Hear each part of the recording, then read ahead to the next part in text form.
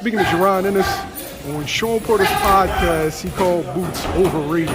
Oh, wow. Yeah, and he gave context. He was saying that, everybody's saying that he beat Crawford, he'll beat Spence, but, he hasn't been in there with anybody real yet.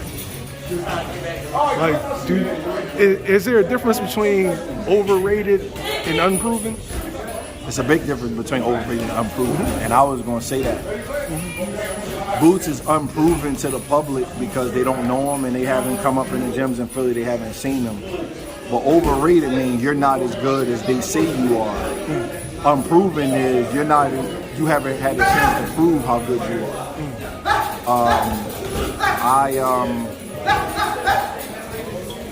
I think Boots is unproven at the championship level. But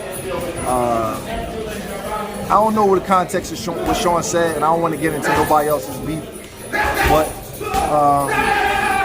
I think the word probably is unproven because I don't believe he's overrated. But he does have to prove himself. You can't just give somebody credit for things that they haven't done. So I do understand that, but he ain't overrated. The kid is phenomenal. So we'll see. Like I said, that's not my business. Maybe they can fight. Who knows? If you think somebody overrated, you can prove it. So, but I don't know. I didn't hear him say it, so I didn't. I don't know what was said, what wasn't said, all that kind of stuff. So, I know how the internet media is. So, like the boxing media, they'll say you said something, they'll take a small clip, and then they'll ask the person. Next thing you know, it'll be a beef because of it. So I know how that works. So I don't really want to get into Shawn and Boots' business, but I don't think he's overrated. I've seen him since he was 17.